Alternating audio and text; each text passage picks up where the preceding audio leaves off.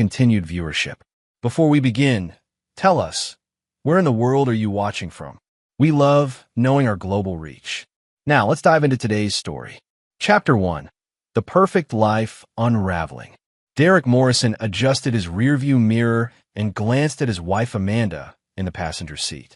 After 12 years of marriage, he still found himself occasionally marveling at how he'd managed to win over the beautiful redhead who'd walked into his construction office looking for a job as an accountant.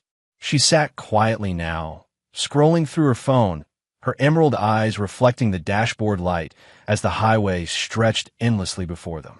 They were returning from Amanda's sister's wedding in Sacramento, a 3-day affair that had drained Derek both emotionally and financially. Amanda had insisted they stay at the most expensive hotel, buy an elaborate gift, and rent a luxury car for the trip. Derek hadn't minded. His construction company, Morrison Heavy Industries, was pulling in 7 figures annually, and he'd always believed in treating his wife like a queen. "We need gas," Amanda said without looking up from her phone. "There's a station at the next exit." Derek nodded, noting the fuel gauge hovering near empty. The digital clock read 11:47 p.m., and they still had 2 hours of driving ahead of them. The gas station that appeared at exit 47 looked like something from a forgotten era, a single island with 2 pumps under flickering fluorescent lights, attached to a small convenience store with bars on the windows. "I'll go pay inside," Derek said, pulling up to the pump. "Want anything?" "Diet Coke and some gum," Amanda replied, still absorbed in her phone. Derek had built his business on reading people, on understanding motivations, and detecting when something wasn't quite right. It's what had made him successful in the cutthroat world of commercial construction. As he filled the tank, he noticed Amanda typing furiously, her face illuminated by the screen's glow. She seemed more animated than she'd been all weekend. The convenience store's bell chimed as Derek entered. Behind the counter stood a young Hispanic man, maybe mid-20s, with nervous eyes that immediately locked onto Derek's face. The man's name tag read Miguel, and his hands trembled slightly as he straightened some lottery tickets. "Pump 2, Derek said, approaching the counter with Amanda's requested items. Miguel's eyes darted toward the window where Amanda sat in the car, then back to Derek. He rang up the items with shaking fingers, and as Derek handed over his credit card, Miguel did something strange. He grabbed a receipt from the register, scribbled something quickly on the back, and folded it in half. "Sir," Miguel whispered, glancing around the empty store as if someone might be watching. "Take this. Don't let her see." Derek looked puzzled, but something in Miguel's desperate expression made him accept the folded paper. Miguel's hand lingered for a moment, gripping Derek's wrist. "Please," Miguel added, his voice barely audible. "Read it when you're alone." Derek pocketed the note, collected his receipt and the items, and headed back to the car. Amanda looked up as he approached, and Derek could swear he saw something flicker across her face. Disappointment? Annoyance? "That took forever," she said, accepting the Diet Coke. "Sorry, long line," Derek lied, settling into the driver's seat. The folded receipt felt like it was burning a hole in his pocket. They drove in relative silence for the next 20 minutes, Amanda returning to her phone while Derek's mind raced. What could a complete stranger possibly have to tell him that required such secrecy? And why had Miguel seemed to recognize Amanda? "I need to use the bathroom," Derek announced, pulling into a well-lit rest stop. "This can't wait." Amanda shrugged. "I'll stay here. Just hurry up." In the privacy of the rest stop bathroom, Derek unfolded the receipt with trembling hands. Written in Miguel's hurried scrawl were just 3 words that made his blood run cold. "Run now." Derek stared at the note, his successful businessman's mind trying to process the implications. Run from what? From whom? He thought about Miguel's frightened eyes, the way the young man had looked at Amanda with recognition, the urgency in his whispered plea. Returning to the car, Derek studied his wife with new eyes. Amanda was still on her phone, but now he noticed things he'd somehow missed before. The way she'd been distant all weekend, checking her messages constantly, the slight smile that played at her lips when she thought he wasn't looking. "Everything okay?" Amanda asked, glancing up. "Fine," Derek replied, starting the engine. But his mind was far from fine. 12 years of marriage, built on what he'd thought was love and trust, suddenly felt like a house of cards in a hurricane. As they drove through the night, Derek Morrison, the man who'd built an empire through careful planning and ruthless execution, began to wonder if his perfect life was nothing more than an elaborate lie. And if it was, he knew with absolute certainty that someone would pay dearly for the deception. The highway stretched ahead, but Derek's destination was no longer home. His destination was the truth, no matter how brutal it might be. Chapter 2. The Web of Deception. Derek barely slept that night. Amanda had curled up beside him in their king-sized bed, the same bed where they'd made love countless times, where they'd planned their future, where she'd cried in his arms when she'd miscarried 3 years ago. Now it felt like sleeping next to a stranger. The next morning, Amanda announced she was meeting her book club, a monthly tradition Derek had never questioned. She kissed his cheek with lips that suddenly felt cold and hollow. "I'll be back around 4," she said, grabbing her purse and keys. The moment her BMW pulled out of their circular driveway, Derek was on the phone with Tony Ricci, his private investigator. Tony had helped Derek with background checks on potential business partners and had proven both discreet and thorough. "I need you to follow my wife," Derek said without preamble. "Jesus, Derek, you sure about this?" "I've never been more sure of anything in my life." Within an hour, Tony was tailing Amanda's BMW while Derek sat in his home office, staring at financial records he'd never bothered to examine closely. Amanda handled their personal finances, and he'd trusted her completely. Now that trust felt like naive stupidity. His phone buzzed at 2:30 p.m. Tony's voice was grim. "Derek, you're going to want to sit down for this. Just tell me." "She's at the Riverside Motel on Highway 9. Room 237. She's been there for 2 hours with a guy named Troy Brennan. I ran his plates. He owns Brennan Construction, your biggest competitor for the Millfield Shopping Center project." Derek's grip tightened on the phone. Troy Brennan. They competed for contracts before, and Troy had always seemed to know just enough about Derek's bids to come in slightly lower. Now, Derek understood how. "There's more," Tony continued. "I did some digging on Brennan. Guy's got gambling debts up to his eyeballs. Owes serious money to some very unforgiving people. The kind who break kneecaps first and ask questions later. Keep following them. I want to know everything. Where they go, what they do, who they meet." Derek hung up and walked to his safe, retrieving the .45 Colt he'd purchased years ago for home protection. He'd never thought he'd need it for anything else. The weight of it in his hand felt reassuring, solid, real in a world that had suddenly become filled with lies. His phone rang again at 6:15 p.m. "They're at Gino's Steakhouse," Tony reported, having what looks like a very serious conversation. "Brennan keeps checking his watch, and your wife looks nervous as hell. I got close enough to catch some of their conversation. And they're planning something big, Derek. Something involving insurance money and making it look like an accident. I heard Brennan mention next Tuesday and something about the Millfield site." Derek's blood turned to ice. Next Tuesday was when they were scheduled to begin foundation work on the Millfield project, his biggest contract of the year. A project worth $12 million, with life insurance policies that would pay Amanda $3 million if something happened to him on the job. "Tony, I need you to find out everything you can about Troy Brennan's connections, his debts, his habits. And I want to know how long this affair has been going on. Derek, maybe you should call the police." "No police. Not yet. I need to understand exactly what I'm dealing with first." That night, Amanda returned home with shopping bags and a smile that Derek now recognized as completely artificial. She chatted about her book club meeting, describing discussions of novels Derek was certain she'd never read. Every word felt like another nail in the coffin of their marriage. "How was your day?" she asked, settling onto the couch beside him.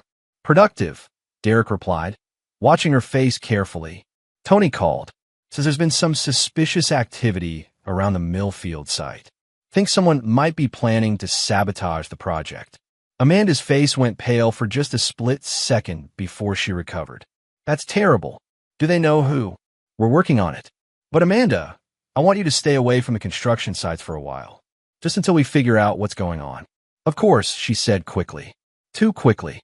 Derek excused himself to his office, and pulled out his laptop. If Amanda and Troy thought they could manipulate him, they were about to learn they'd chosen the wrong target. Derek Morrison hadn't built a multi-million-dollar business by being naive or forgiving. He'd built it by being smarter, more ruthless, and infinitely more patient than his competitors. Over the next 3 days, the picture became devastatingly clear. Tony's investigation revealed that Amanda and Troy had been meeting for 8 months. Bank records showed Amanda had been slowly draining their joint savings account, moving money into a private account Derek knew nothing about. Phone records reveal hundreds of calls and texts between them. But the most damning evidence came from Miguel Santos, the gas station attendant who'd handed Derek the warning note. Tony tracked him down and discovered he was Troy's cousin, and the person originally recruited to help stage Derek's accident. Miguel got cold feet, Tony explained during their Wednesday meeting. His conscience got the better of him. Apparently, Troy promised him 10 grand to help, but when Miguel realized they were talking about actual murder, not just theft, he wanted out. Murder, Derek repeated, the word tasting bitter in his mouth. They're planning to rig a structural collapse at the Millfield site. Make it look like faulty equipment or worker negligence. Troy has connections in the building inspector's office who'll cover up any evidence of sabotage. Amanda gets the insurance money. Troy gets Amanda and a cut of the payout, and Derek Morrison becomes just another construction site fatality. Derek sat in silence for a long moment, processing the full scope of their betrayal. His wife, the woman he'd loved for 12 years, the woman he'd comforted through her mother's death, the woman who'd shared his bed and his dreams, was planning to murder him for money. When he finally spoke, his voice was calm and cold. Tony, I need you to get me everything. Phone records, bank statements, photographs, recordings if possible. I want documentation of every meeting, every call, every dollar transferred. What are you planning, Derek? Derek's smile was sharp enough to cut glass. I'm planning to give my beloved wife and her lover exactly what they deserve. But first, I'm going to let them think their plan is working perfectly. This is dangerous territory. They made it dangerous when they decided to kill me, Derek interrupted. Now it's just a question of who gets destroyed first. As Derek Morrison sat in his office that night, surrounded by evidence of the ultimate betrayal, he felt something cold and final settle in his chest. The man who'd built his fortune by being 3 steps ahead of everyone else was about to show Amanda and Troy Brennan what it really meant to be outmaneuvered. The game was just beginning, and Derek intended to be the only one left standing when it ended. Chapter 3: The Art of War. Derek Morrison had always been a chess player, thinking 5 moves ahead while his opponents struggled with their next move. As he sat in his study Friday evening, reviewing Tony's latest intelligence report, he felt the familiar rush of strategic planning that had made him millions in construction. Amanda was upstairs, preparing for what she'd told him was a girls' night out with her sister. Derek now knew she was meeting Troy at a cabin in the mountains, 30 miles outside town, a location Tony had identified as their primary planning headquarters. The timeline is accelerating, Tony had reported that afternoon. They're moving the plan up to Monday. Brennan's gotten pressure from his creditors, and they can't wait until Tuesday. Monday, 4 days from now. Derek opened his laptop and began typing, his fingers moving with the precision of a surgeon. If Amanda and Troy wanted to play a deadly game, he'd give them one they'd never forget. The first phase of Derek's counter-strategy was simple.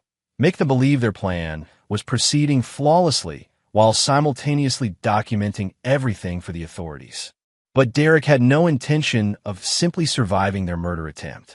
He intended to destroy them completely, methodically, and with a thoroughness that would serve as a warning to anyone else who might consider betraying him. His phone buzzed. A text from Amanda, staying at Julie's tonight. Love you. Derek smiled coldly. Julie was Amanda's sister, and Tony had confirmed she was currently in Denver visiting her daughter.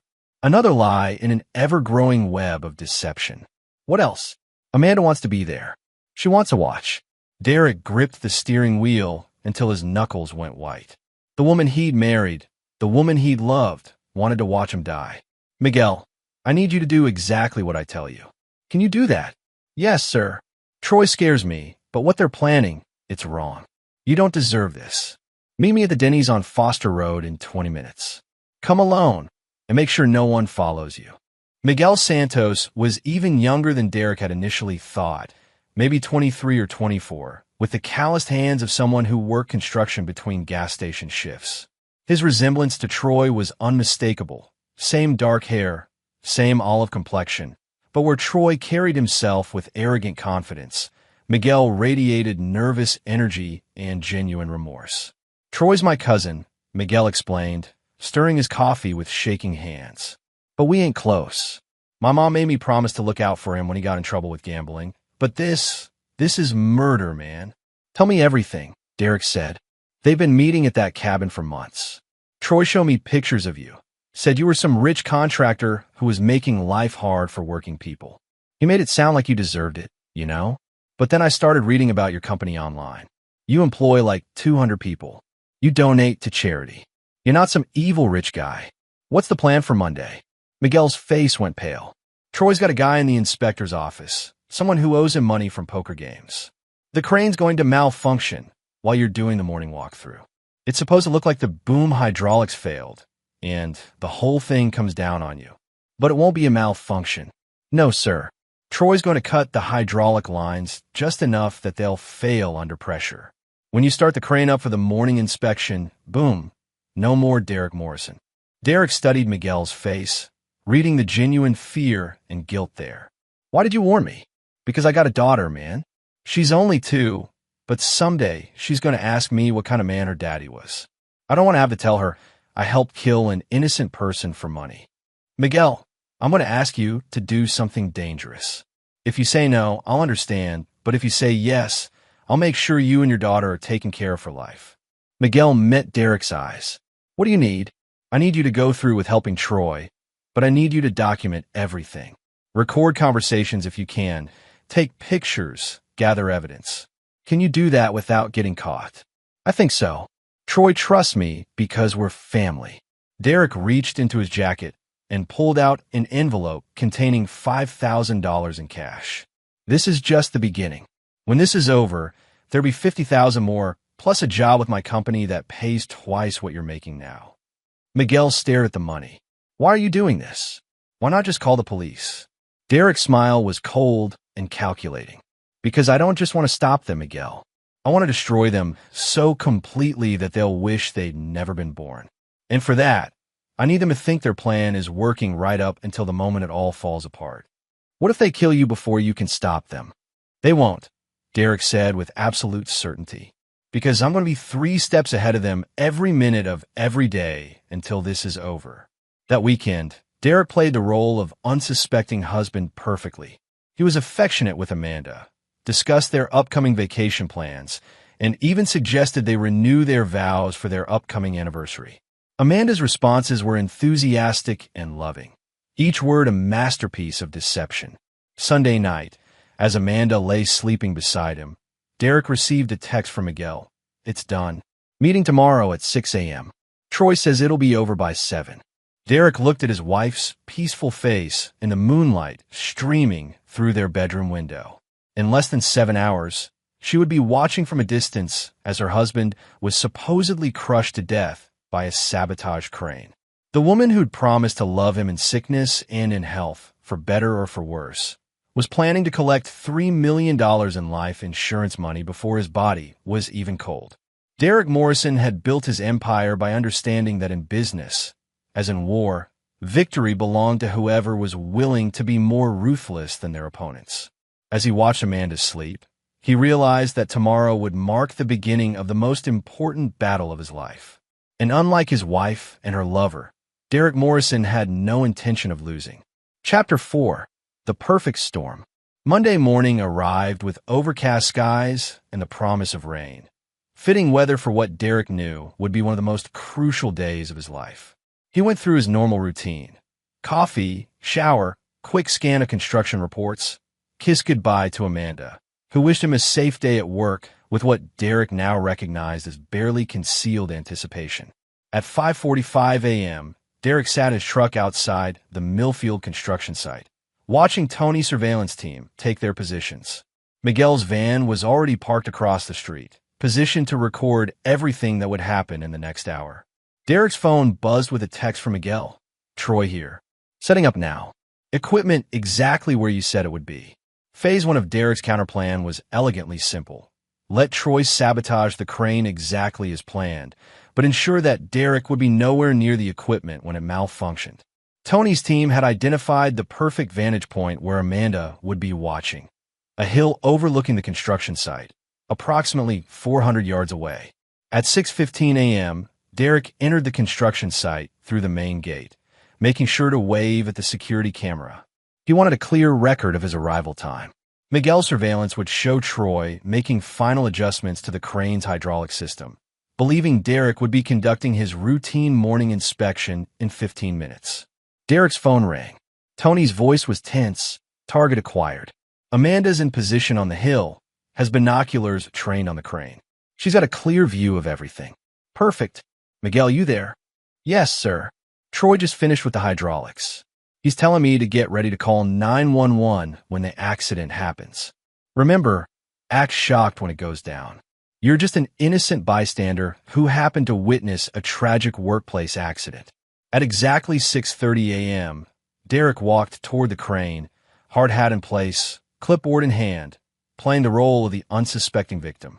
He climbed into the operator's cab and began the startup sequence, knowing that Troy and Amanda were watching every movement. The hydraulic system engaged with a mechanical whine that sounded perfectly normal. Derek operated the boom controls, lifting and rotating exactly as he would during a standard inspection. For 30 seconds, everything functioned smoothly. Then Derek activated the emergency shutdown and quickly exited the cab, disappearing behind a concrete barrier just as the sabotaged hydraulic lines finally gave way. The crane's boom came down with devastating force, crushing the operator's cab exactly where Derek should have been sitting. The sound of twisted metal and shattering glass echoed across the construction site like thunder.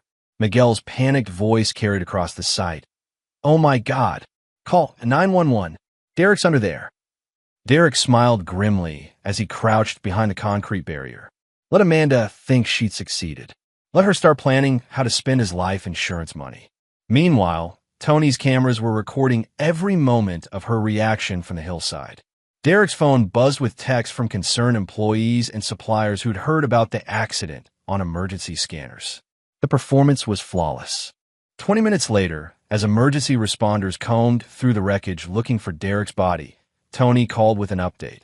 Amanda just called someone. She's crying, but Derek, these aren't tears of grief. She looks relieved, almost excited. Who did she call? Brennan. He should be arriving any minute to console the grieving widow. Derek made his way off the construction site through a rear exit Tony's team had identified, slipping away undetected while first responders continued their search. The official story would be that Derek Morrison's body had been completely destroyed in the crane collapse. A tragic accident that would trigger a lengthy investigation and a very large life insurance payout. But Derek Morrison wasn't dead. He was very much alive, and he was about to become Amanda and Troy's worst nightmare. Phase 2 of Derek's plan began immediately. While Amanda played the role of devastated widow at the construction site, Derek was already 3 miles away, meeting with Harold Voss, the senior partner at the law firm that handled his business affairs. "Harold, I need you to execute the contingency plan we discussed," Derek said, placing a thick envelope on the lawyer's desk. Voss opened the envelope and examined the contents: photographs, financial records, audio recordings, and a detailed timeline of Amanda and Troy's conspiracy. Jesus Christ, Derek. This is comprehensive. It's also ironclad. Every piece of evidence was gathered legally, and it's all admissible in court. I want you to contact the DA's office immediately. Tell them Derek Morrison is alive and ready to press charges for attempted murder and conspiracy. What about your wife? The insurance company? Derek's smile was sharp as a blade. Amanda's about to discover that her husband's life insurance policy contains a very interesting clause about payouts in cases involving beneficiary fraud. She'll get exactly nothing. And Troy Brennan is about to learn that his gambling debts are the least of his problems. By noon, Derek was sitting in District Attorney Patricia Henley's office, laying out the entire conspiracy with a methodical precision that had made him successful in business. Henley, a tough prosecutor with a reputation for going after white-collar criminals, listened with growing amazement. "Mr. Morrison, this is one of the most well-documented attempted murder cases I've ever seen. We can have arrest warrants within hours." "I appreciate that, but I need you to wait exactly 48 hours before making any arrests." "Why?" Derek leaned forward, his expression coldly calculating. "Because I want them to think they've succeeded completely. I want Amanda to start spending money she thinks she's going to inherit. I want Troy to start making plans for their future together. And I want them both to realize exactly how thoroughly they've been outmaneuvered." "That's a dangerous game, Mr. Morrison." "Patricia, they try to murder me for money. Dangerous doesn't begin to describe what I'm prepared to do to them." That afternoon, hidden cameras captured Amanda and Troy celebrating at the mountain cabin where they'd planned Derek's death. The footage showed them toasting with champagne, discussing how to split the insurance money, and making love on the same bed where they'd plotted her husband's murder. Miguel, still playing his role as innocent bystander, called Derek with updates. "Troy's already talking about taking Amanda to Mexico once the insurance money comes through. He thinks you're really dead, man." "They both do." "Perfect. Keep recording everything. In 48 hours, their entire world is going to collapse." Tuesday evening, Derek attended his own memorial service, not in person, but through surveillance cameras Tony had positioned throughout the funeral home. He watched Amanda play the grieving widow flawlessly, accepting condolences from business associates, friends, and family members who had no idea they were witnessing an elaborate performance. The most sickening moment came when Amanda gave a tearful eulogy about their perfect marriage and Derek's dedication to his family and employees. Every word was a lie, delivered with Oscar-worthy conviction to an audience that included people who genuinely cared about Derek. "She's good," Tony observed, watching the surveillance feed with Derek. "If I didn't know the truth, I believe every word." "She's had 12 years to perfect the performance," Derek replied coldly. But the show's almost over. Wednesday morning brought the news Derek had been waiting for. Amanda had contacted the insurance company to begin processing his death benefit claim. She'd also made appointments with 3 different investment advisors to discuss managing her late husband's estate. Troy, meanwhile, had called his creditors to assure them that his debts would be paid within weeks. He'd even put a deposit down on a new truck and started looking at houses in Mexico. It was time for the final act. Derek placed a call to Patricia Henley. 48 hours are up. It's time to bring them in. Are you sure you're ready for this? Once we make arrests, there's no going back. This becomes public record." Derek thought about Amanda's performance at his memorial service, about Troy's celebratory phone calls to his creditors, about the 12 years of marriage that had apparently meant nothing to the woman he'd loved. "I've never been more ready for anything in my life." The arrests would happen simultaneously at 6 a.m. Thursday morning, exactly 1 week after Derek's death. Amanda would be taken into custody at their home, while Troy would be arrested at his apartment. Both would face charges of conspiracy to commit murder, attempted murder, and fraud. But Derek's revenge wouldn't end with their arrests. It would only be beginning, because Derek Morrison had learned something important about himself during the past week. He was capable of a level of cold, calculating ruthlessness that surprised even him. And Amanda and Troy Brennan were about to discover just how thoroughly they'd underestimated the man they'd tried to kill. Chapter 5. Psychological Warfare. Thursday morning arrived with unseasonably warm weather, as if nature itself was mocking the cold-blooded plans that had been set in motion exactly 1 week earlier.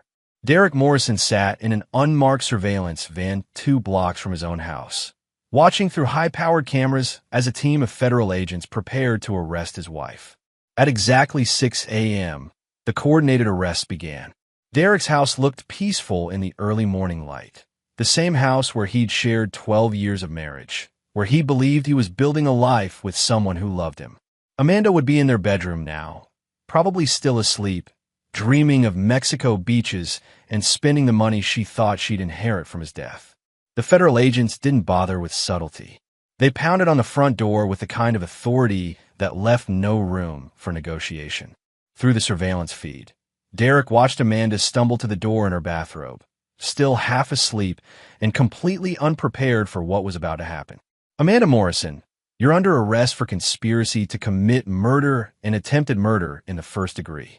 Derek couldn't hear her exact words, but he could see Amanda's face through the telephoto lens. The progression of emotions was fascinating to watch.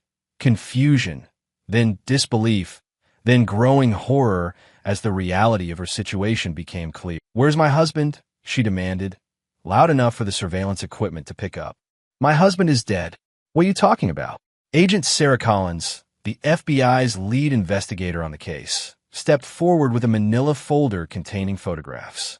"Mrs. Morrison, your husband is very much alive, and he has some very interesting things to tell us about your recent activities." Derek watched Amanda's face go completely white. It was the moment he'd been waiting for, the instant when she realized her perfect plan had failed spectacularly. Simultaneously, across town, Troy Brennan was being dragged from his apartment in handcuffs. Unlike Amanda, Troy immediately understood what was happening and began demanding a lawyer before the agents even finished reading his rights. "Smart man," Tony observed from the surveillance van. "Too bad he wasn't smart enough to avoid trying to murder someone who's better at this game than he is." Derek's phone buzzed with a text from Miguel, watching the news. "Holy shit, man. You really did it. Phase 1 is complete," Derek replied. "Now we move to Phase 2. Phase 2 was where Derek's business acumen and understanding of human psychology would really shine. The arrests were just the beginning. Derek intended to systematically destroy every aspect of Amanda and Troy's lives with the same methodical precision he'd used to build his construction empire.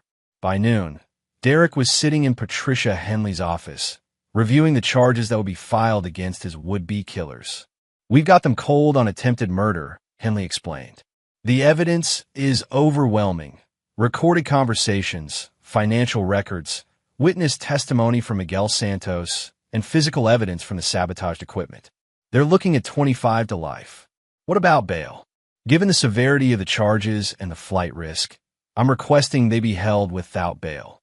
The judge will make the final decision, but I'm confident." Derek nodded. "Patricia, I need you to understand something. This case isn't just about justice for me. It's about sending a message that certain betrayals come with consequences that extend far beyond prison sentences." "What exactly are you planning, Derek?" "I'm planning to show them what it feels like to have their entire world systematically destroyed. And I'm going to do it completely within the bounds of the law." The first step was financial warfare. Derek had always kept detailed records of every dollar Amanda had access to, and now those records became weapons. His forensic accountant discovered that Amanda had embezzled over $200,000 from their joint accounts over the past 8 months, moving money into hidden accounts to fund her future with Troy. By Thursday evening, Derek had filed civil suits to recover every stolen dollar, plus damages and legal fees. The lawsuits would freeze Amanda's access to any remaining funds and ensure that even if she somehow avoided prison, she'd emerge financially destroyed. Troy's financial destruction was even more satisfying. Derek contacted every one of Troy's creditors: the loan sharks, the casino debts, the outstanding business loans, and informed them that Troy Brennan was in federal custody facing murder charges. The message was clear: collect your debts now, because Troy's financial situation was only going to get worse. Within 48 hours, Troy's construction business was in bankruptcy proceedings, his equipment was being repossessed, and his remaining assets were being seized by creditors who had suddenly lost patience with his payment schedules. But Derek's most devastating psychological attack was yet to come. On Saturday morning, Derek visited Amanda in the county jail where she was being held pending trial. It was their first face-to-face encounter since the morning she'd kissed him goodbye before his planned murder. Amanda looked haggard in her orange jumpsuit, her red hair unwashed, and her usual confident demeanor replaced by barely controlled panic. When she saw Derek walk into the visitation room, very much alive and wearing an expensive suit, her reaction was everything he'd hoped for. "Derek," she whispered, tears starting to flow. "Thank God you're alive. We all thought. You thought I was dead, Derek finished, sitting across from her with the calm demeanor of a man completely in control. You thought you'd successfully murdered me for the insurance money. No, that's not. I don't know what they've told you, but Derek placed a manila folder on the table between them. Amanda, I know everything. Every meeting with Troy, every phone call, every dollar you stole, every detail of your plan to kill me. I have recordings, photographs, financial records, and witness testimony. You're going to prison for a very long time. Amanda's composure finally cracked completely. Derek, please, you have to understand. It wasn't supposed to happen like this.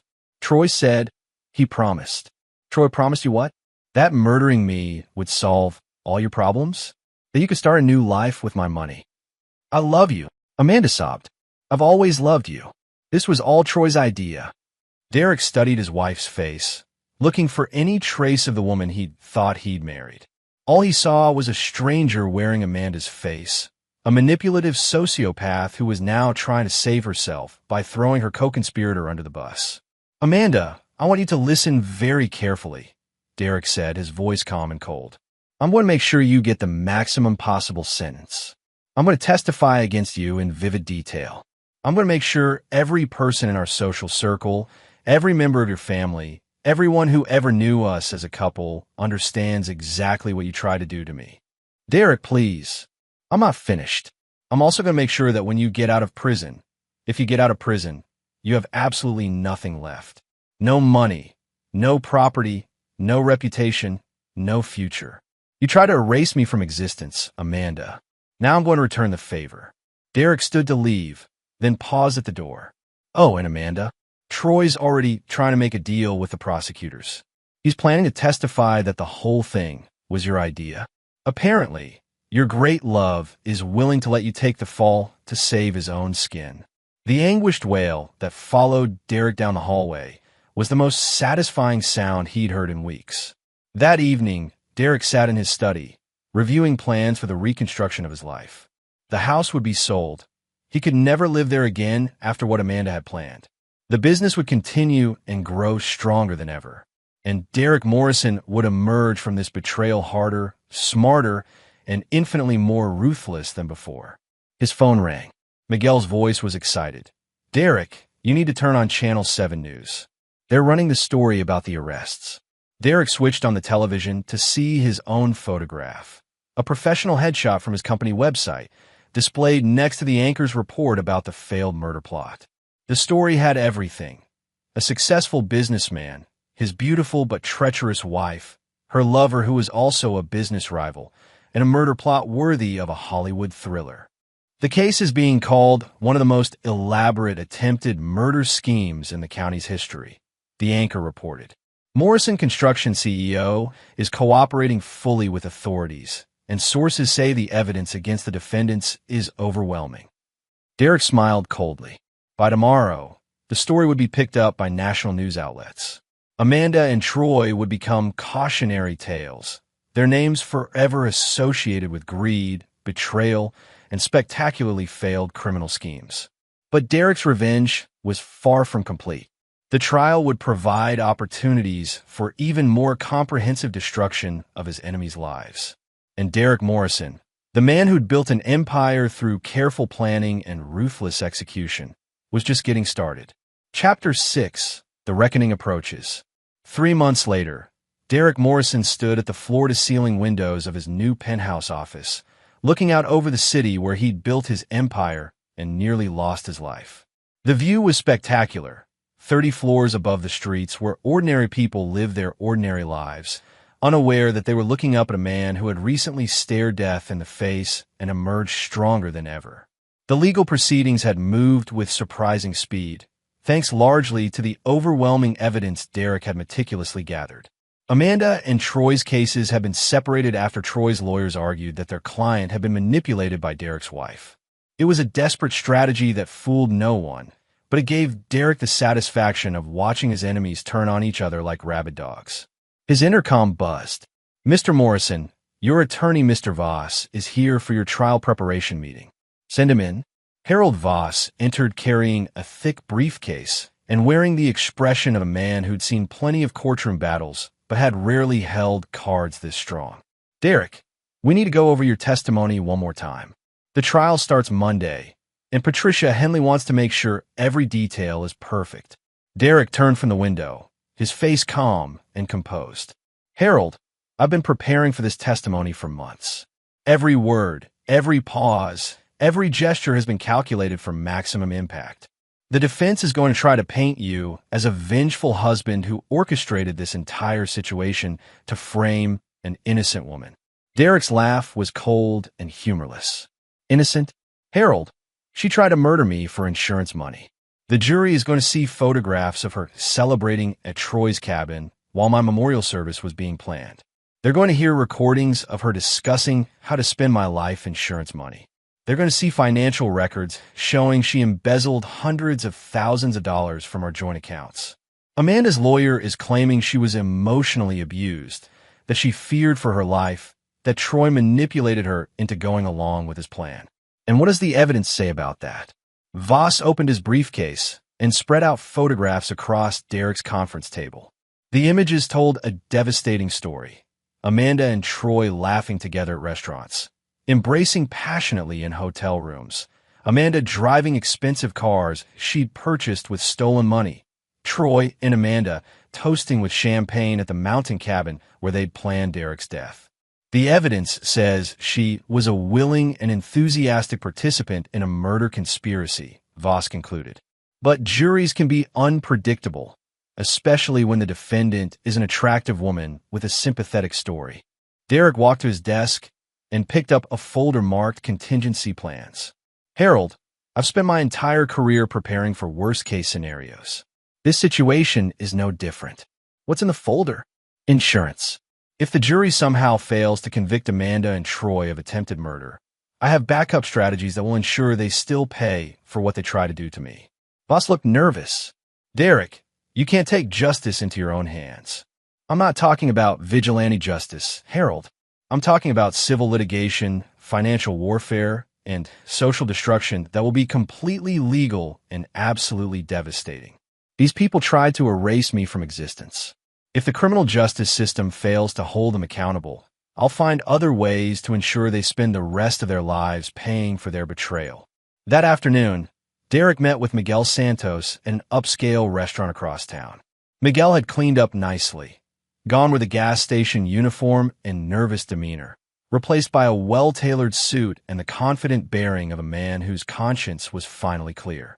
You look good, Miguel. How's the new job working out? It's incredible, Derek. I'm making more money than I ever dreamed of, and your crew chief says I have real potential in construction management. Miguel paused, stirring his coffee. I still can't believe this all started with me working a night shift at a gas station. You did the right thing when it mattered most. That's worth something in this world. What do you think is going to happen to them? Amanda and Troy? Derek's expression hardened. They're going to learn that certain betrayals carry consequences that extend far beyond prison sentences. Even if they somehow avoid conviction, which they won't, their lives as they knew them are over. You really think the jury will convict? Miguel, you're going to testify about overhearing their murder plot. Tony's surveillance team is going to present photographs and recordings that prove premeditation. The forensic accountant is going to show financial records that prove Amanda's embezzlement and Troy's gambling debts. The equipment expert is going to demonstrate exactly how they sabotaged the crane. Derek leaned forward, his voice taking on the tone of a man who'd spent years closing complex business deals. But most importantly, I'm going to take the stand and look each juror in the eye as I describe what it feels like to discover that your wife of 12 years is planning to murder you for money. By the time I'm finished testifying, the jury won't just want to convict Amanda and Troy. They'll want to throw away the key. That evening, Derek drove to the construction site where his death had been staged 3 months earlier. The crane had been repaired and was back in service, but Derek could still see the scars in the concrete where the sabotage boom had crashed down. The Millfield Shopping Center project was nearly complete now, a testament to Derek's determination to not let his enemies destroy what he'd built. His phone rang. Tony Ricci's voice was excited. Derek, you need to hear this. We just intercepted a phone call between Amanda and Troy. They're planning to change their pleas. To what? Amanda's going to claim temporary insanity, and Troy's going to plead guilty to a lesser charge in exchange for testifying against her. They're trying to save themselves by destroying each other. Derek smiled grimly. Perfect. Let them fight each other like animals. It'll make the prosecution's job even easier. There's more. Amanda's family is talking about mortgaging their house to pay for her defense. They still believe she's innocent, that you somehow framed her. They'll learn the truth when the evidence is presented at trial. And when they do, Amanda will lose the last shred of support she has left. As Derek drove home to his new apartment, he'd sold the house he'd shared with Amanda and moved into a luxury high-rise downtown. He reflected on how much his life had changed in just a few months. The man who had been a trusting husband was gone, replaced by someone harder, colder, and infinitely more dangerous to those who might consider betraying him. The trial would begin in 4 days. Derek had spent weeks preparing for his testimony, practicing in front of mirrors and mock juries until every word was perfect. He'd chosen his wardrobe carefully. A dark navy suit that conveyed authority and respectability, a tie that suggested success without ostentation, shoes that whispered rather than shouted about wealth. But more than his appearance, Derek had prepared his mindset. He would be calm, controlled, and devastatingly effective on the witness stand. He would look directly at Amanda as he described her betrayal, forcing her to confront the consequences of her actions. He would speak to the jury as one human being to another, helping them understand the profound violation of trust that attempted murder represented. And when his testimony was complete, when the jury had heard every detail of Amanda and Troy's conspiracy, Derek Morrison would finally have the justice he'd been methodically, patiently, ruthlessly pursuing. The reckoning was almost at hand. Chapter 7. Justice Served Cold. Monday morning arrived with crisp autumn air and crystal-clear skies. Perfect weather for what Derek Morrison knew would be the most important day of his life since that night at the gas station when Miguel Santos had slipped him a warning that saved everything. The courthouse was an imposing granite structure that had witnessed decades of human drama, but rarely had it seen a case with stakes as personal and devastating as People versus Amanda Morrison and Troy Brennan. Derek arrived 30 minutes early, dressed in his carefully chosen navy suit, projecting the calm confidence of a man who had spent months preparing for this moment. The media attention was intense. Local news trucks lined the street, and reporters with cameras tried to catch Derek's attention as he walked up the courthouse steps. The story had captured public imagination. A successful businessman nearly murdered by his wife and her lover, saved only by the guilty conscience of a gas station attendant who happened to be the would-be killer's cousin. "Mr. Morrison," a reporter called out, "how do you feel about facing your wife in court today?" Derek paused at the courthouse entrance, looked directly into the camera, and spoke with the calm authority that had made him millions in construction. "Today is about justice. It's about holding people accountable for their actions. And it's about showing that some betrayals carry consequences that extend far beyond what the perpetrators ever imagined." Inside the courtroom, Derek took his seat in the gallery behind the prosecution table, where Patricia Henley was arranging her files with the methodical precision of a surgeon preparing for a complex operation. The evidence against Amanda and Troy filled multiple boxes: photographs, recordings, financial documents, and witness statements that painted an undeniable picture of premeditated murder. At exactly 9 a.m., Amanda was led into the courtroom in shackles and an orange jumpsuit. Derek studied his wife's face as she sat at the defense table, noting how 3 months in county jail had changed her. Gone was the confident, beautiful woman who had kissed him goodbye on the morning of his planned murder. In her place sat a hollow-eyed stranger who looked like she'd aged years in just a few months.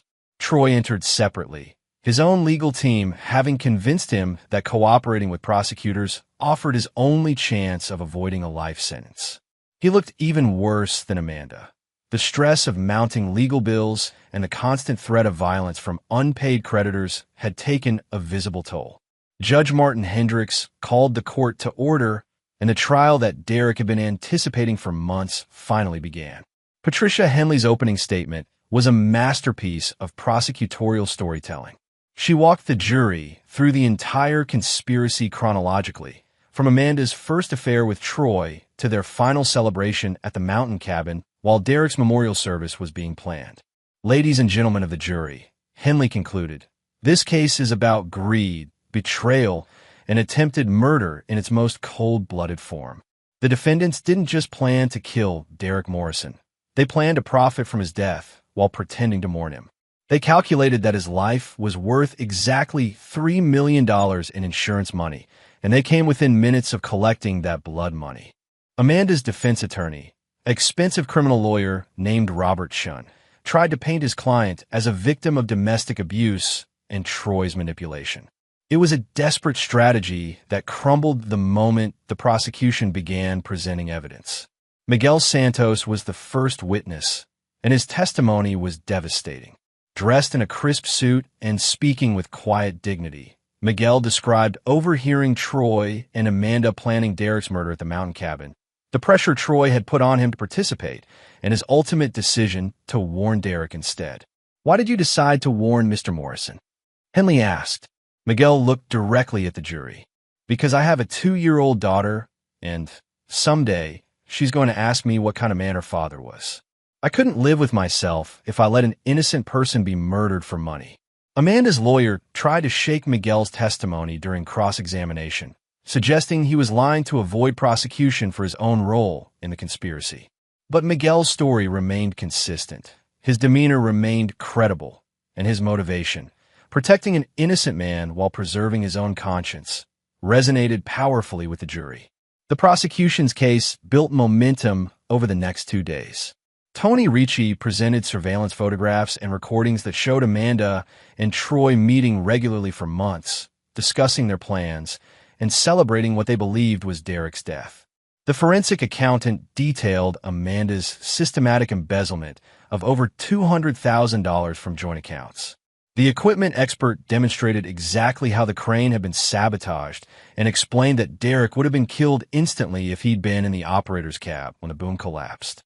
But the most powerful moment came on Wednesday afternoon, when Derek Morrison took the witness stand. Derek had practiced this testimony dozens of times, but sitting in the witness chair, looking out at the packed courtroom, he felt the full weight of what Amanda and Troy had tried to take from him. Not just his life, but his business, his reputation, his trust in human nature itself. Patricia Henley guided Derek through his testimony with the skill of a conductor leading a symphony. Derek described his marriage to Amanda, his growing success in construction, and his complete trust in the woman he'd loved for 12 years. He spoke about receiving Miguel's warning at the gas station, his investigation into Amanda's affair, and his growing realization that his wife was planning to murder him. "Mr. Morrison," Henley asked, "can you describe what it felt like to discover that your wife was planning to kill you?" Derek was quiet for a long moment, and when he spoke, his voice carried the weight of genuine pain mixed with cold fury. "It felt like having my entire life revealed as a lie. 12 years of marriage, every conversation, every intimate moment, every plan we'd made for the future, all of it was meaningless to her. I was just an obstacle standing between Amanda and $3 million in insurance money." Derek then looked directly at Amanda, who couldn't meet his eyes. "But what hurt most was realizing that she wanted to watch me die. She didn't just want me dead. She wanted to be there when it happened. She wanted to see the man who'd loved her for 12 years crushed to death by machinery she'd helped sabotage." The silence in the courtroom was absolute. Several jurors were visibly emotional, and Amanda was quietly sobbing at the defense table. "Mr. Morrison," Henley continued, "how has this experience changed you?" Derek's answer was measured and cold. "It's taught me that some people are capable of betrayals so profound that forgiveness becomes impossible. It's shown me that trust, once broken completely, can never be repaired.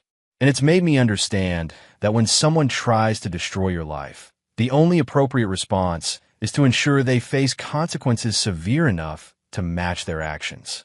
Amanda's defense attorney tried to suggest during cross-examination that Derek had somehow orchestrated the entire situation, that he'd manipulated events to frame his wife.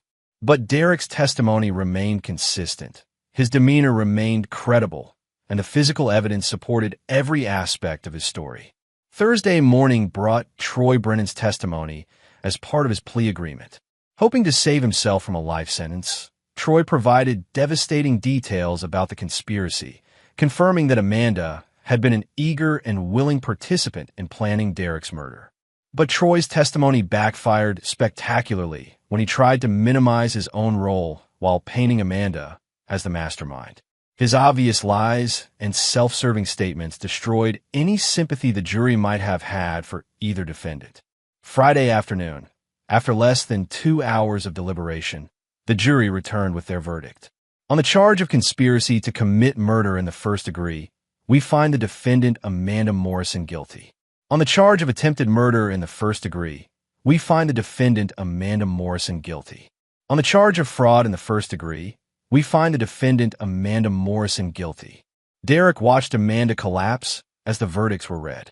12 years of marriage, reduced to 3 guilty verdicts and the promise of decades in prison. Troy received similar verdicts, his plea agreement saving him from life without parole, but still guaranteeing he'd spend at least 25 years behind bars.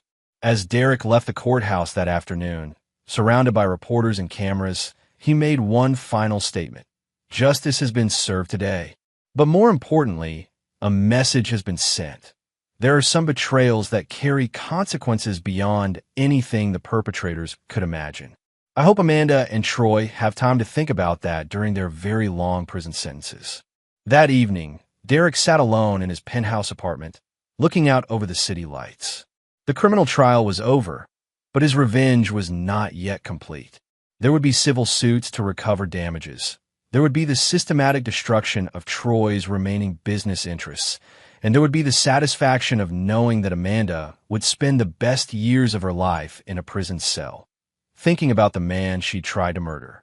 Derek Morrison had survived the ultimate betrayal and emerged victorious. But more than that, he discovered something important about himself. He was capable of a level of patient, methodical ruthlessness that even he hadn't fully understood before. And that knowledge would serve him well in the years to come. Chapter 8, The Final Accounting. 6 months after Amanda and Troy's convictions, Derek Morrison stood in the same courthouse where justice had been served, but this time he was there for the civil proceedings that would complete his systematic destruction of everyone who had betrayed him. The criminal trial had been about justice. The civil suits were about revenge. Amanda sat at the defendant's table wearing prison orange, her hands shackled, looking like a broken woman who'd aged a decade since her arrest. The confident, beautiful wife who had planned Derek's murder was gone, replaced by a hollow-eyed convict who would spend the next 30 years in maximum security prison. Troy wasn't present. He'd already signed agreements turning over what little remained of his assets to avoid an even larger judgment. His construction business was defunct, his equipment had been sold to pay creditors, and his reputation in the industry was permanently destroyed. The man who'd thought he could murder a competitor and steal his wife was working in the prison laundry for 90 cents an hour.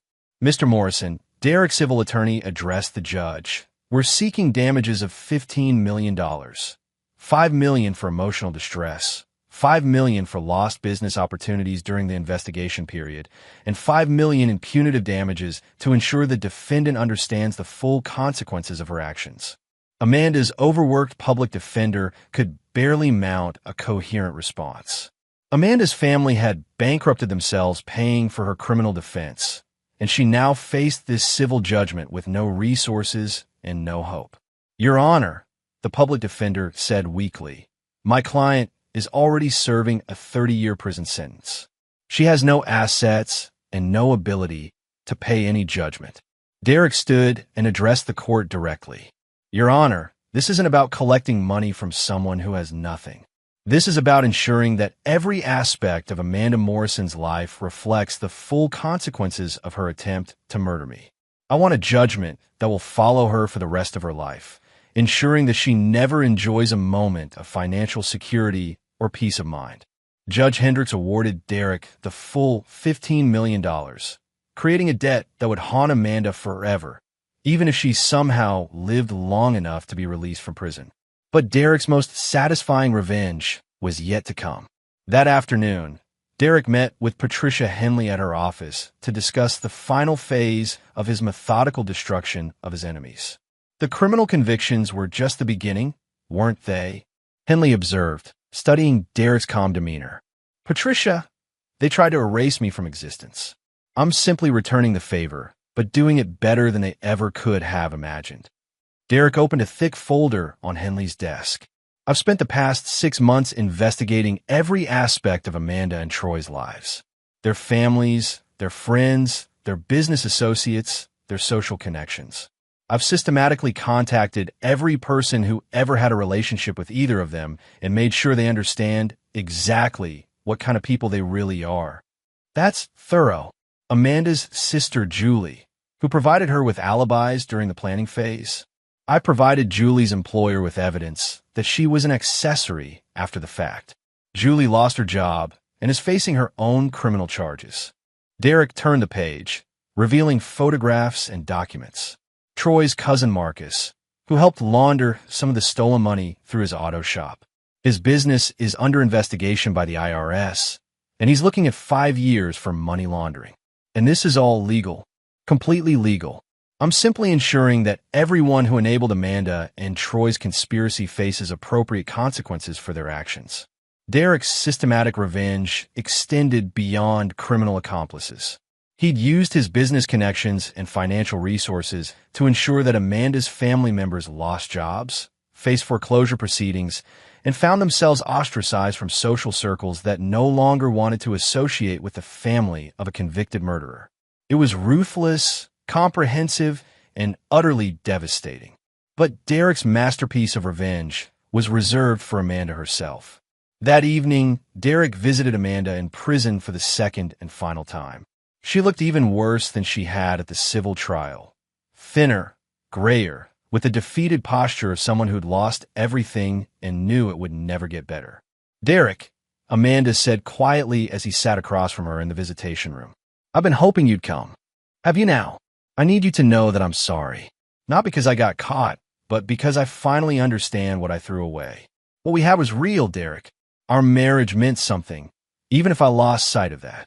Derek studied his former wife's face, looking for any trace of manipulation or deception. All he saw was genuine remorse, which somehow made her betrayal even more unforgivable. Amanda, I want you to understand something very clearly. I didn't come here for your apology. I came here to tell you exactly what your life is going to look like for the next 30 years. Amanda's face went pale. You'll never have privacy again. Every phone call will be monitored. Every letter will be read. Every visitor will be screened. You'll work for slave wages at whatever job the prison assigns you, and every penny you earn will go toward the $15 million judgment you can never hope to pay. Derek leaned forward, his voice taking on the cold precision that had made him millions in business. Your family has been destroyed. Your sister is facing criminal charges.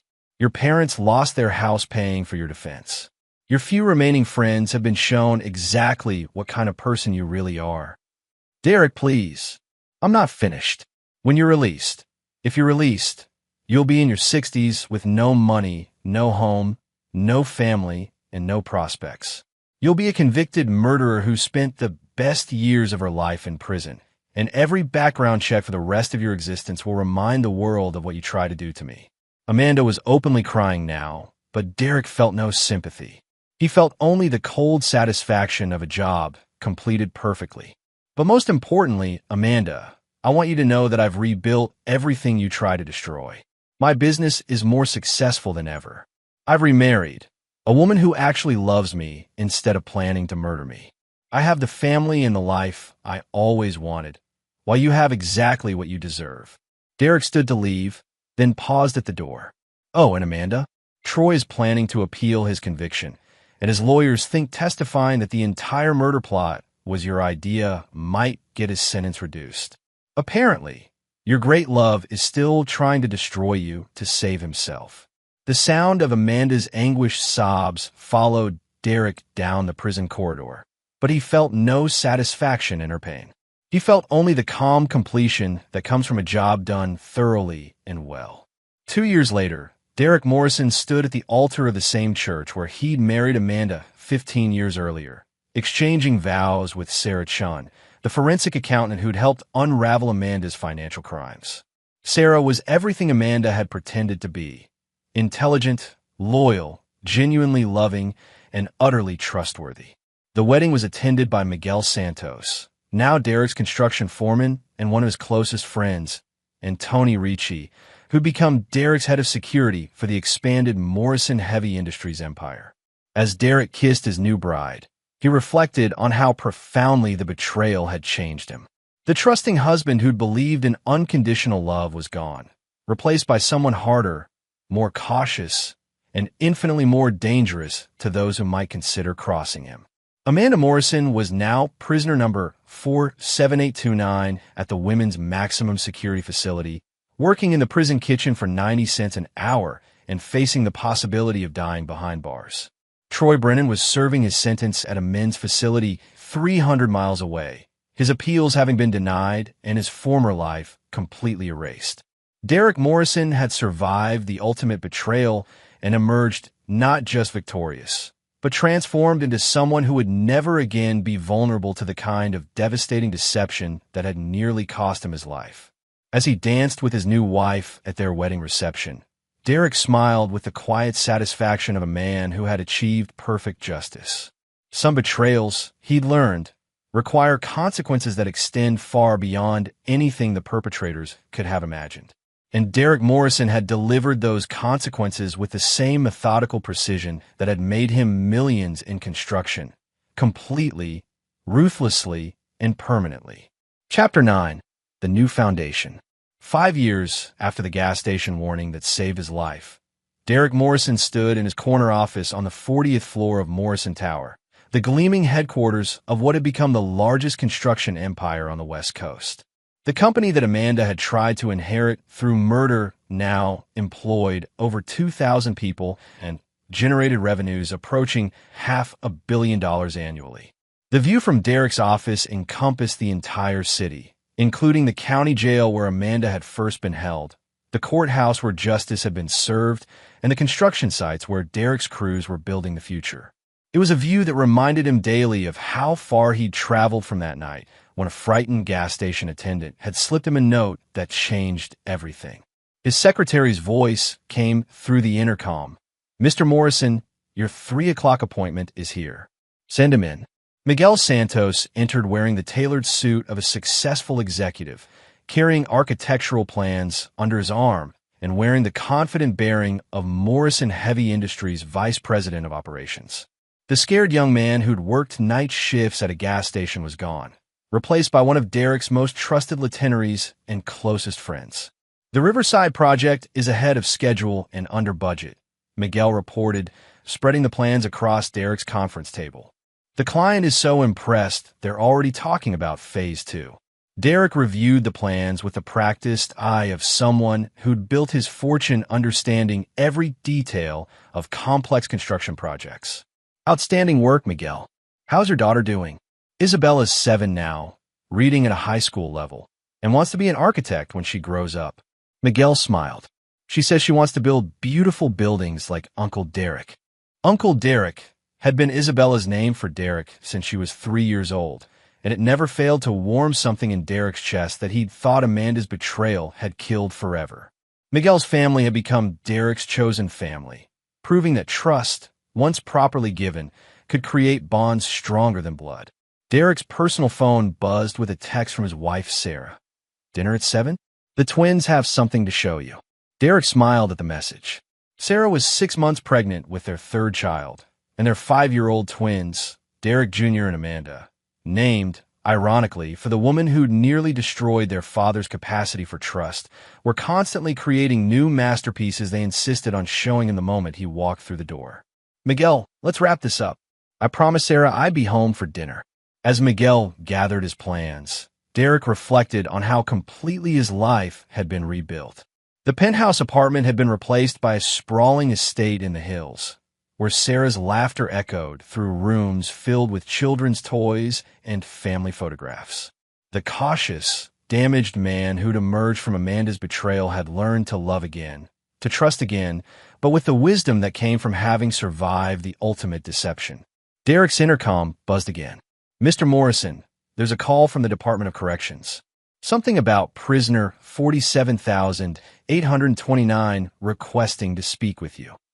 Amanda, even after 5 years, hearing her prisoner number could still trigger memories of the woman who'd planned his murder with such methodical precision. Derek had received similar requests twice before and had ignored them both.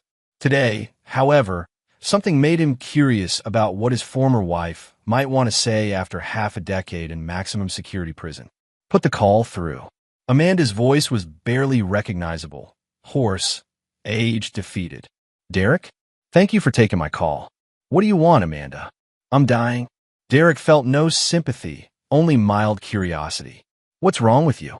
"Cancer. The doctors say 6 months, maybe less." "Derek, I need to tell you something before I die. Something I should have told you years ago." "I'm listening." "It was never supposed to happen. The murder plot, I mean. It started as Troy's fantasy, something he'd talk about when he was drunk and angry about losing contracts to you. I never took it seriously until—" Amanda's voice broke. "Until I realized I was pregnant." Derek gripped the phone tighter. "Pregnant, 3 months along when we planned your murder. The baby was Troy's, and I was terrified you'd find out.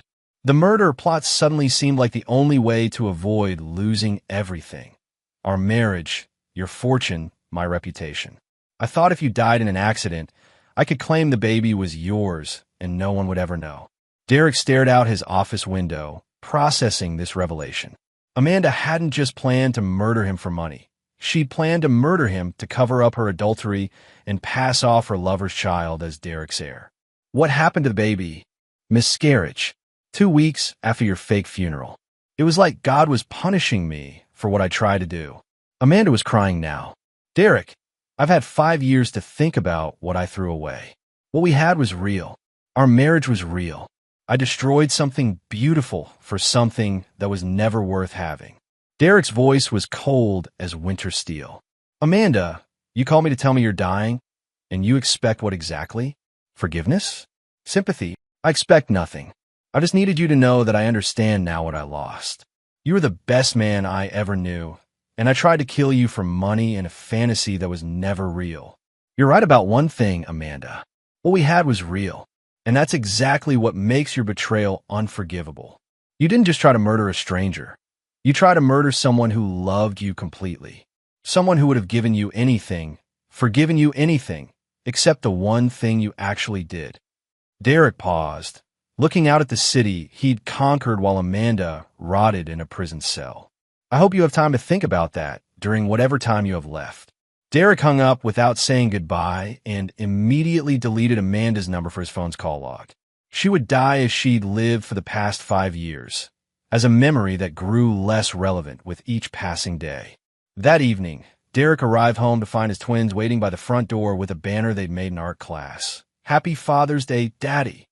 It was 2 months early, but their enthusiasm was infectious. Sarah greeted him with a kiss and the kind of genuine smile that Derek had forgotten was possible during his marriage to Amanda. "How was your day?" "Interesting. I'll tell you about it later. Right now, I want to see what masterpieces the twins have created." As Derek played with his children and helped Sarah prepare dinner, he reflected on the phone call with Amanda. Her revelation about the pregnancy added another layer to her betrayal, but it didn't change anything fundamental. She'd still planned his murder with cold precision, still celebrated what she thought was his death, still chose money and lust over love and loyalty. The difference was that Derek Morrison no longer defined himself by Amanda's betrayal. He'd built something better, something stronger, something that honored the man he'd been before that night at the gas station, while incorporating the hard-won wisdom he'd gained afterward. After dinner, as Derek tucked his children into bed, 5-year-old Derek Jr. asked the question that had become their nightly ritual. "Daddy, tell us the story about Uncle Miguel and the gas station." Derek settled into the chair between their beds and began the story he'd told hundreds of times, but never tired of telling. Once upon a time, there was a man who thought he knew everything about the people he loved. But one night, at a gas station far from home, he learned that sometimes the most important warnings come from the most unexpected places. As Derek told the story, He edited out the violence and betrayal, focusing instead on themes of courage, loyalty, and the importance of choosing to help others even when it's dangerous or difficult. His children didn't need to know about Amanda's treachery or Derek's methodical revenge. They needed to know that good people sometimes face terrible challenges, but that honor, persistence, and careful planning could overcome even the most devastating betrayals. Later that night, as Derek held Sarah while she slept, he thought about the strange journey that had brought him to this moment. Amanda's betrayal had nearly destroyed him, but had also revealed strengths he hadn't known he possessed and taught him lessons that had made everything afterward possible. Derek Morrison had learned to love again, but carefully. He'd learned to trust again, but wisely. He'd learned that some people were capable of betrayals so profound that forgiveness became impossible.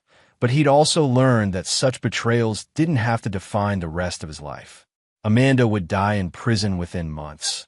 A forgotten woman whose greatest accomplishment had been showing Derek Morrison exactly what he was capable of when pushed to his limits. Troy would spend at least another 20 years behind bars, his dreams of wealth and freedom reduced to memories that grew dimmer with each passing day. But Derek Morrison would wake up tomorrow in a house filled with love, surrounded by people who'd chosen to build something together rather than tear down. He'd go to work in a company that employed thousands of people and created something lasting and valuable. He'd come home to children who thought he was a hero and a wife who loved him not despite his flaws, but because of his strength. As Derek drifted off to sleep, his last thought was of Miguel Santos, the frightened young man whose moral courage had saved everything. Tomorrow, Derek would call Miguel and suggest they take their families on a weekend trip to the mountains. Not to the cabin where Amanda and Troy had planned murder, but to a beautiful lake where children could play and adults could appreciate how precious and fragile the good things in life really were. Derek Morrison had survived the ultimate betrayal and built something better than what he'd lost. He learned that some wounds never fully heal, but that didn't mean they had to poison the rest of your life. And he discovered that the best revenge wasn't destroying your enemies. It was building a life so successful and fulfilling that their attempts at destruction became irrelevant footnotes in a much larger, more important story. The warning at mile 47 had saved Derek's life. But more than that, it had taught him that sometimes the most devastating betrayals become the foundation for the most extraordinary transformations. And Derek Morrison's transformation was complete. And there you have it. Another story comes to an end. What did you think? I'd love to hear your thoughts in the comments below. If you enjoy this story, consider joining our community by subscribing. It means the world to us. For more stories like this one, check out the recommended videos on screen. And I'll see you there.